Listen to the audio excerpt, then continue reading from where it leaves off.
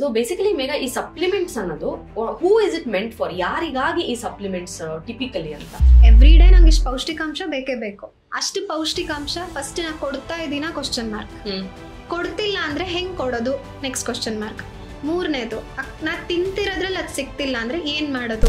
ಇದೆಲ್ಲದಕ್ಕೂ supplements it is an answer. Why is it so important to talk about supplements ಅಂತ ನಿಮ್ಗೆ ಅನ್ಸುತ್ತೆ ಅದನ್ನ ಅಡ್ರೆಸ್ ಮಾಡೋದು? ನಮ್ಗೆ ಟ್ರೆಂಡ್ ಹಂಗಿದೆ. ಸಿ ಎಲ್ಲಾರು ಅದ್ರ ಬಗ್ಗೆ ಮಾತಾಡ್ತಾರೆ, ಇನ್ಫ್ಲೂಯೆನ್ಸರ್ಸ್ ಅದ್ರ ಬಗ್ಗೆ ಮಾತಾಡ್ತಾರೆ. ನಿಮಗದ ಅವಶ್ಯಕತೆ ಇದೆಯಾ ಆ ವ್ಯಾಲಿಡೇಷನ್ ಮಾಡಿ ಕೂತ್ಕೊಂಡು ಆಮೇಲೆ ಅದು ತಗೋಬೇಕಾ ತಗೋಬಾರ್ದ ಮೂರನೇ ವಿಷಯ. ಒಬ್ಬ ಮನುಷ್ಯನಿಗೆ ಇವಾಗ ನನಗೇನೋ ಡಿಫಿಷಿಯನ್ಸಿ ಇದೆ ಅಥವಾ ನನಗೇನೋ ನ್ಯೂಟ್ರಿಷನ್ ಅಲ್ಲಿ ಸಪ್ಲಿಮೆಂಟ್ ಬೇಕಾಗಿದೆ ಅಂತ ಗೊತ್ತಾಗೋದು ಹೇಗೆ ಅಂತ? ಸುಸ್ತಾಗ್ತಾ ಇದೆ ತುಂಬಾ, ನಂಗೆ ಹೊಟ್ಟೆ ಯಾಕೋ ತುಂಬಾ ಉಬ್ಬರ್ಸ್ಕೊಂತಾ ಇದೆ, ಅಥವಾ ತುಂಬಾ ಹೇರ್ ಫಾಲ್ ಆಗ್ತಾ ಇದೆ, ಆಕ್ನೆ ಜಾಸ್ತಿ ಆಗಿದೆ, ಪ್ರೆಗ್ನೆನ್ಸಿ ಟೈಮಲ್ಲೇ ಬೇರೆ ತರ ಸಪ್ಲಿಮೆಂಟ್ಸ್ ಬೇಕಾಗುತ್ತೆ, ಡೆಲಿವರಿ ಆದ್ಮೇಲೆ ಬೇರೆ ತರ ಸಪ್ಲಿಮೆಂಟ್ಸ್ ಬೇಕಾಗುತ್ತೆ. ಈ ಹೋಲ್ ಫುಡ್ ನ್ಯೂಟ್ರಿಷನ್ ಅಂತ ಏನ್ ನಾವು ನ್ಯಾಚುರಲ್ ಆಗಿ ತಗೊಳ್ಬೇಕು ವರ್ಸಸ್ ಸಪ್ಲಿಮೆಂಟ್ಸ್ ಅಂತ ನೋಡಿದ್ರೆ ಡಿಫರೆನ್ಸ್? ನಂಗೆ ತುಂಬಾ ಜನ ಬರ್ತಾರೆ ವೆಜಿಟೇರಿಯನ್ಸ್, ಪನ್ನೀರ್ ತಿನ್ನಲ್ಲ, ಸೋಯಾ ತಿನ್ನಲ್ಲ, ಟೋಫು ತಿನ್ನಲ್ಲ, ಹಾಲು ಕುಡಿಯಲ್ಲ. ಹೆಲ್ದಿಯಾದ ಒಂದು ಫುಡ್ ಹ್ಯಾಬಿಟ್ ಇಟ್ಕೊಂಡೂ ಸಪ್ಲಿಮೆಂಟ್ಸ್ ಅವಶ್ಯಕತೆ ಬೀಳುತ್ತಾ ಒಬ್ಬರಿಗೆ?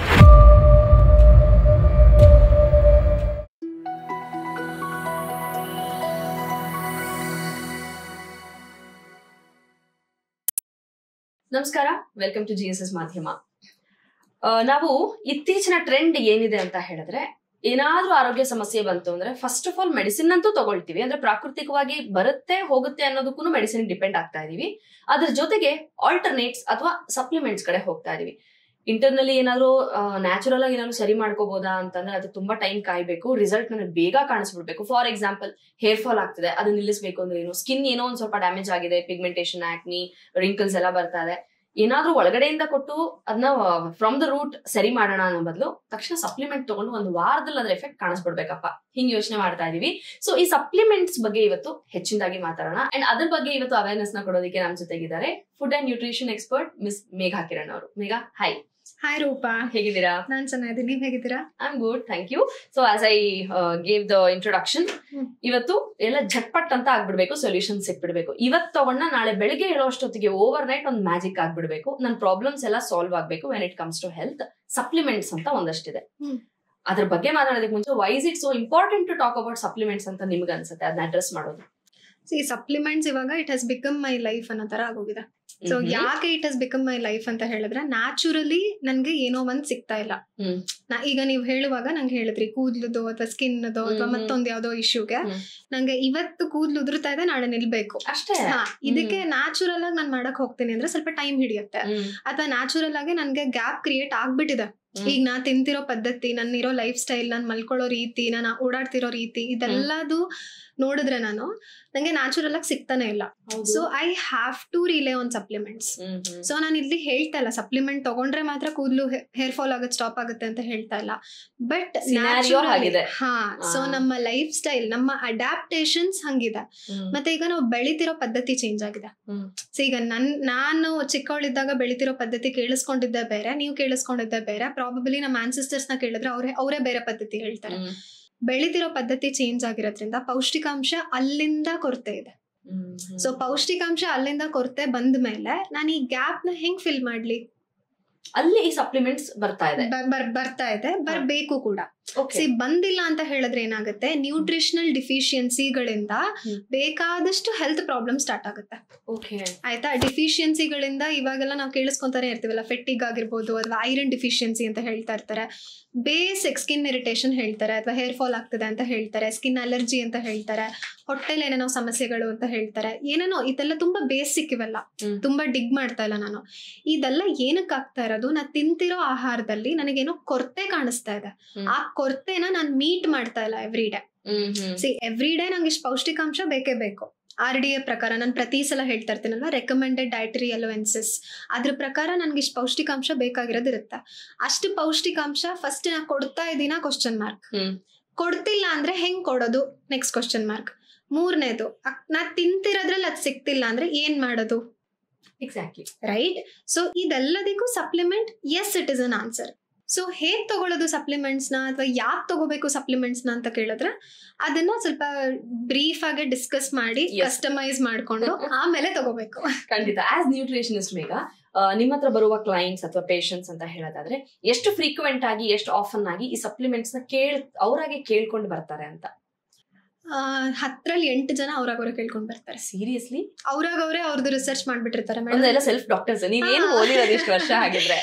ಸೆಲ್ಫ್ ಡಾಕ್ಟರ್ಸ್ ಅನ್ನಕ್ಕಿನ್ನ ಈಗ ನಮ್ಗೆ ಟ್ರೆಂಡ್ ಹಂಗಿದೆ. ಎಲ್ಲಾರು ಅದ್ರ ಬಗ್ಗೆ ಮಾತಾಡ್ತಾರೆ, ಇನ್ಫ್ಲೂಯೆನ್ಸರ್ಸ್ ಅದ್ರ ಬಗ್ಗೆ ಮಾತಾಡ್ತಾರೆ.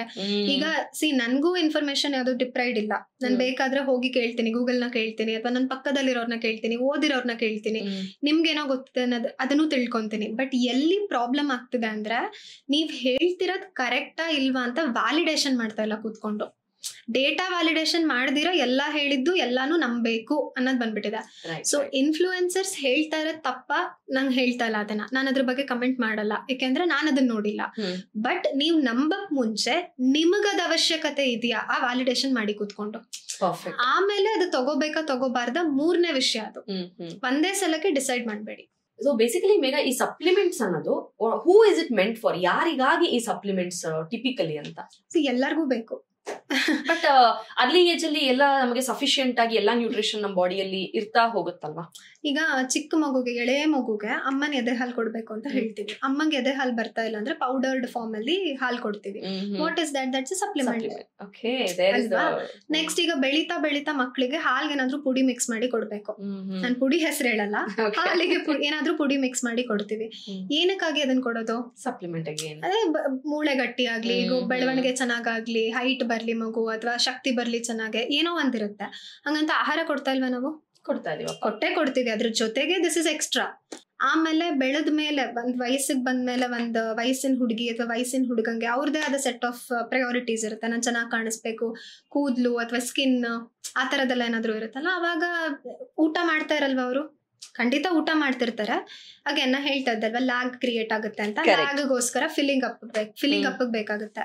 ಪ್ರೆಗ್ನೆನ್ಸಿ ಟೈಮ್ ಅಲ್ಲೇ ಬೇರೆ ತರ ಸಪ್ಲಿಮೆಂಟ್ಸ್ ಬೇಕಾಗುತ್ತೆ. ಡೆಲಿವರಿ ಆದ್ಮೇಲೆ ಬೇರೆ ತರ ಸಪ್ಲಿಮೆಂಟ್ಸ್ ಬೇಕಾಗುತ್ತೆ. ಏಜ್ ಆಗ್ತಾ ಆಗ್ತಾ ಅಂದ್ರೆ ಡ್ಯೂರಿಂಗ್ ಮೆನೋಪಾಸ್ ಅವಾಗ್ಲೇ ಬೇರೆ ತರ ಸಪ್ಲಿಮೆಂಟ್ಸ್ ಬೇಕಾಗುತ್ತೆ. ಮೆನೋಪಾಸ್ ಆದ್ಮೇಲೆ ಬೇರೆ ತರ ಬೇಕಾಗುತ್ತೆ. ಇದೆಲ್ಲ ಫೀಮೇಲ್ ಸೆಂಟ್ರಿಕ್.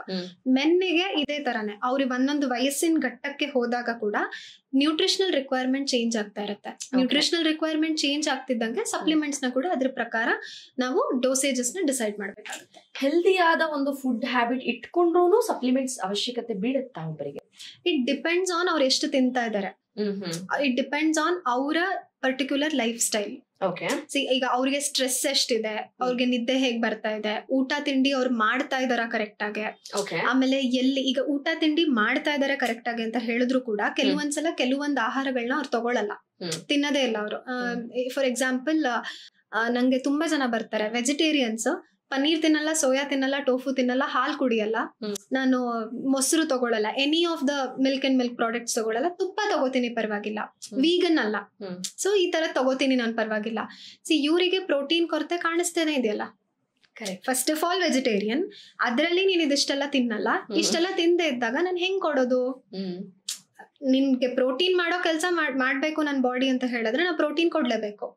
ಅದು ಕಾಣಿಸ್ದೇ ಇರುವಾಗ ಕೊರತೆ ಕಾಣಿಸ್ಕೊಳ್ಳುತ್ತೆ. ಸೊ ಇದನ್ನ ಫಿಲ್ ಮಾಡೋದಕ್ಕೆ ಡೆಫಿನೆಟ್ಲಿ ಸಪ್ಲಿಮೆಂಟ್ ಬೇಕಾಗುತ್ತೆ. ಓಕೆ, ಈ ಹೋಲ್ ಫುಡ್ ನ್ಯೂಟ್ರಿಷನ್ ಅಂತ ಏನ್ ನಾವು ನ್ಯಾಚುರಲ್ ಆಗಿ ತಗೊಳ್ಬೇಕು ವರ್ಸಸ್ ಸಪ್ಲಿಮೆಂಟ್ಸ್ ಅಂತ ನೋಡಿದ್ರೆ ಡಿಫರೆನ್ಸ್ ಏನಿರುತ್ತೆ? ಹೋಲ್ ಫುಡ್ ಅಂದ್ರೆ ಫುಡ್ ನ ತಗೊಂಡಾಗ ನ್ಯಾಚುರಲ್ ಆಗಿ ನನಗೆ ಏನ್ ಸಿಗುತ್ತೆ ಅದು. ಹೌದು. ಸಪ್ಲಿಮೆಂಟ್ ಅಂತ ಹೇಳಿದ್ರೆ ಲ್ಯಾಬ್ ಅಲ್ಲಿ ಅದನ್ನ ಫಾರ್ಮುಲೇಟ್ ಮಾಡ್ತೀವಿ ಅಥವಾ ಡೆವಲಪ್ ಮಾಡ್ತೀವಿ. ಅಫ್ಕೋರ್ಸ್ ನ್ಯಾಚುರಲ್ ಇಂಗ್ರೀಡಿಯೆಂಟ್ಸ್ ಯೂಸ್ ಮಾಡ್ತೀವಿ. ನ್ಯಾಚುರಲ್ ಇಂಗ್ರೀಡಿಯೆಂಟ್ಸ್ ಅಲ್ಲಿ ನನಗೆ ಅಷ್ಟು ಸಿಗ್ತಾ ಇಲ್ಲ ಅಂತ ಹೇಳಿದ್ರೆ ಕೆಮಿಕಲಿ ನಾನು ಲ್ಯಾಬ್ ಅಲ್ಲಿ ಡೆವಲಪ್ ಮಾಡ್ತೀನಿ. ಸೊ ಇದನ್ನ ಸಪ್ಲಿಮೆಂಟ್ಸ್ ಅಂತ ಕರಿತೀವಿ. ಓಕೆ, ಒಬ್ಬ ಮನುಷ್ಯನಿಗೆ ಇವಾಗ ನನಗೇನೋ ಡಿಫಿಷಿಯನ್ಸಿ ಇದೆ ಅಥವಾ ನನಗೇನೋ ನ್ಯೂಟ್ರಿಷನ್ ಅಲ್ಲಿ ಸಪ್ಲಿಮೆಂಟ್ ಬೇಕಾಗಿದೆ ಅಂತ ಗೊತ್ತಾಗೋದು ಹೇಗೆ ಅಂತ?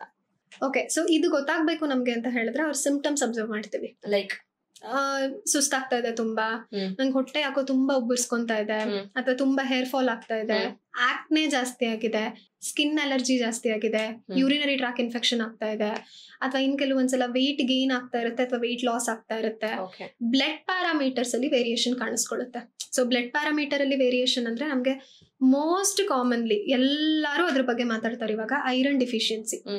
ಐರನ್ ಕಡಿಮೆ ಆಗಿದೆ ಅನ್ಸುತ್ತೆ ನಿಂಗೆ, ಐರನ್ ಕಡಿಮೆ ಆಗಿದೆ, ಐರನ್ ಸಪ್ಲಿಮೆಂಟ್ ತಗೋ ಅಂತ ಹೇಳ್ತಾರೆ. ಇದು ಹೇಗೆ ಗೊತ್ತಾಗುತ್ತೆ? ನಾವು ಬ್ಲಡ್ ಟೆಸ್ಟ್ ಮಾಡಿಸಿದಾಗ ನಮ್ದು ಹಿಮೋಗ್ಲೋಬಿನ್ ಇರುತ್ತಲ್ಲ, ಹಿಮೋಗ್ಲೋಬಿನ್ ಚೆಕ್ ಮಾಡಿದ್ರೆ ಗೊತ್ತಾಗುತ್ತೆ ನಮಗೆ.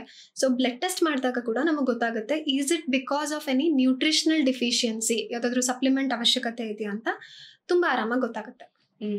ಈಗ ಈ ಡಿಫಿಷಿಯನ್ಸಿ ಇದೆ ಅಂತ ಗೊತ್ತಾಯ್ತು ನನ್ಗೆ. ಎಲ್ಲೋ ನೀವ್ ಹೇಳ್ದಂಗೆ ಇನ್ಫ್ಲೂಯೆನ್ಸರ್ಸ್ ಅಲ್ಲೋ ಅಥವಾ ಸೋಷಿಯಲ್ ಮೀಡಿಯಾದಲ್ಲೋ ಎಲ್ಲೋ ನೋಡಿದೆ, ಗೂಗಲ್ ಮಾಡಿದೆ, ಇದಕ್ಕೆ ನಿಂಗೆ ಡಿಫಿಷಿಯನ್ಸಿ ಇದ್ರೆ ಈ ಸಪ್ಲಿಮೆಂಟ್ ತಗೋಂತಿತ್ತು, ಓವರ್ ದ ಕೌಂಟರ್ ಅವೈಲೇಬಲ್ ಇದೆ ಇವಾಗ. ಸೊ ಅದ್ ತಗೊಳೋದು ಎಷ್ಟು ಸೇಫ್? ನೀವೇ ಸೇಫ್, ನೀವೇ ಡಿಸೈಡ್ ಮಾಡ್ಬೇಕು ಎಷ್ಟು ಸೇಫ್ ಅಂತ. ಸಿ ಏನಾಗತ್ತಂದ್ರೆ ಹೆಲ್ತ್ ವಿಷಯದಲ್ಲಿ ಎಲ್ಲರೂ ತುಂಬಾ ನೆಗ್ಲೆಕ್ಟ್ ಮಾಡ್ತಾರೆ ಈ ನಡುವೆ. ಏನ್ ಅನ್ಕೋತಾರೆ ಅಂದ್ರೆ ಎಲ್ಲ ನಂಗೆ ಗೊತ್ತು ಬಿಡು, ಅವ್ರನ್ನೇನ್ ಹೋಗಿ ಕೇಳೋದು, ಅವ್ರಿಗೇನ್ ಅದ್ರ ಬಗ್ಗೆ ಗೊತ್ತಿರುತ್ತೆ, ನನಗಿನ್ನ ಗೊತ್ತಾ ನನ್ ಬಾಡಿ ಬಗ್ಗೆ. ಸಿ ನಿನಗಿನ್ನ ಯಾರಿಗೂ ಗೊತ್ತಿಲ್ಲ ನಿನ್ ಬಾಡಿ ಬಗ್ಗೆ, ನಾನು ಅದ್ರ ಬಗ್ಗೆ ಕಮೆಂಟ್ ಮಾಡಲ್ಲ. ಬಟ್ ಯಾರೋ ಒಬ್ರು ಹೇಳ್ತಾ ಇದಾರೆ ಅನ್ ಮಾತ್ರಕ್ಕೆ ತಕ್ಷಣಕ್ಕೆ ತಗೋಬೇಡಿ, ಒಂದು ವ್ಯಾಲಿಡೇಷನ್ ಮಾಡಿ, ಇದು ನನಗ್ ಅವಶ್ಯಕತೆ ನಿಜವಾಗ್ಲೂ ಇದೆಯಾ, ಇದನ್ನ ಹಿಂದಗಡೆ ತಿರುಗ್ದು ಏನೇ ಪ್ರಾಡಕ್ಟ್ ತಗೊಂಡ್ರು ಹಿಂದಗಡೆ ನಮ್ಗೆ ಇಂಗ್ರೀಡಿಯೆಂಟ್ಸ್ ಅನ್ನೋದೊಂದಿರುತ್ತೆ.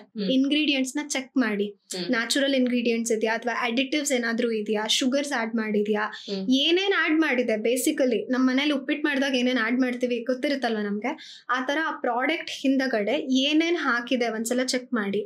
ಇದು ಕೆಮಿಕಲಿ ಮಾಡಿದಾರ ಅಥವಾ ನ್ಯಾಚುರಲ್ ಆಗೇ ಮಾಡಿದಾರ. ಸಿ ನ್ಯಾಚುರಲ್ ಅಂತ ಹೇಳಿದ್ದೆಲ್ಲ ನ್ಯಾಚುರಲ್ ಅಲ್ಲ, ಕೆಮಿಕಲ್ ಹಾಕಿದ್ದಾರೆ ಅಂದ ತಕ್ಷಣ ಅದು ಒಳ್ಳೇದಲ್ಲ ನಮಗೆ ಅಂತ ಅಲ್ಲ. ಸೊ ಅದನ್ನೊಂದ್ ಸ್ವಲ್ಪ ನೋಡಿ ಅದನ್ನ ತಿರುಗಿಸ್ಬಿಟ್ಟು, ಮತ್ತೆ ಕೆಲವೊಂದು ಲೈಸೆನ್ಸ್ ಇರುತ್ತೆ, FSSAI ಲೈಸೆನ್ಸ್ ಅಂತ ಇರುತ್ತೆ, GMP ಲೈಸೆನ್ಸ್ ಅಂತ ಇರುತ್ತೆ. ಸೊ ಈ ತರದೆಲ್ಲ ಲೈಸೆನ್ಸ್ದು ಏನಾದ್ರೂ ಒಂದು ಸ್ಟಾಂಪ್ ಮಾರ್ಕೋ ಸೀಲ್ ಮಾರ್ಕೋ ಏನಾದ್ರೂ ಇದ್ದೇ ಇರುತ್ತೆ ಲೇಬಲ್ ಮೇಲೆ. ಸೊ ಇದನ್ನೆಲ್ಲ ಚೆಕ್ ಮಾಡ್ಕೊಳ್ಳಿ. ಆಮೇಲೆ ಇದ್ರ ಜೊತೆಗೆ ಅಲ್ಲಿ ಇನ್ನೊಂದು ಹಾಕಿರ್ತಾರೆ, ಯಾವ್ದೇ ಮೆಡಿಕಲ್ ಕಂಡೀಷನ್ ನ ಟ್ರೀಟ್ ಮಾಡೋದಕ್ಕಲ್ಲ ಇದು, ಸಪ್ಲಿಮೆಂಟ್ ಅಂದ್ರೆ ಯಾವ್ದಾದ್ರು ಕೊರತೆನ ಫಿಲ್ಅಪ್ ಮಾಡೋದಕ್ಕೆ, ನಿನ್ ಕಾಯಿಲೆ ವಾಸಿ ಮಾಡೋದಕ್ಕಲ್ಲ ಅಂತ ಅದನ್ನ ಹಾಕಿರ್ತಾರೆ. ಅದನ್ನ ಒಂದ್ಸಲ ಚೆಕ್ ಮಾಡಿ. ನಿಂಗ್ ಗೊತ್ತಾಗ್ತಾ ಇಲ್ವಾ ಯಾವ್ದೂನು, ಅದನ್ನ ದಯವಿಟ್ಟು ತಗೊಂಡ್ ಹೋಗಿ ಯಾವ್ದಾದ್ರು ಪ್ರೊಫೆಷನಲ್ ಹತ್ರ ಕೊಡು. ಪ್ರೊಫೆಷನಲ್ ಹತ್ರ ಕೊಟ್ಟು, ನಿಮ್ಮ ಡಾಕ್ಟರ್ ಹತ್ರ ಕೊಡ್ತೀರಾ, ಡಯಟಿಷಿಯನ್ ಹತ್ರ ಕೊಡ್ತೀರಾ, ಅಥವಾ ಯಾರಾದ್ರೂ ತಿಳಿದಿರೋ ಅವ್ರಿಗೆ ಕೊಡ್ತೀರಾ, ಕೊಟ್ಟು ಅದನ್ನ ಒಂದ್ಸಲ ಅರ್ಥ ಮಾಡ್ಕೊಂಡು ಆಮೇಲೆ ನಿನಗ್ ಬೇಕಾ ಬೇಡವಾ ಅನ್ನೋದನ್ನ ಡಿಸೈಡ್ ಮಾಡು. ಸೊ ಬೆಟರ್ ಸಜೆಸ್ಟ್ ಮಾಡೋದು, ಒಬ್ಬ ಎಕ್ಸ್ಪರ್ಟ್ ನ ಕೇಳೋದು ಇಸ್ ಸೇಫ್ ಅಷ್ಟೇ. ಅಂಡ್ ಇವಾಗ ನ್ಯೂಟ್ರಿಷನಲ್ ಲೇಬಲ್ ನ ಓದೋದು ತುಂಬಾ ಮ್ಯಾಂಡೇಟ್ ಆಗ್ಬಿಟ್ಟಿದೆ. ಸುಮ್ನೆ ಸಪ್ಲಿಮೆಂಟ್ ಅಂತ ಅಲ್ಲ, ಏನೇ ತಗೋತೀವಿ ನಾವ್ ಹೋಗ್ಬಿಟ್ಟು ಮಾರ್ಕೆಟ್ ಅಲ್ಲಿ ಅಂತ ಹೇಳಿದ್ರು ಒಂದ್ಸಲ ತಿರುಗ್ಬಿಟ್ಟು ನೋಡ್ತೀವಿ ತಾನೆ.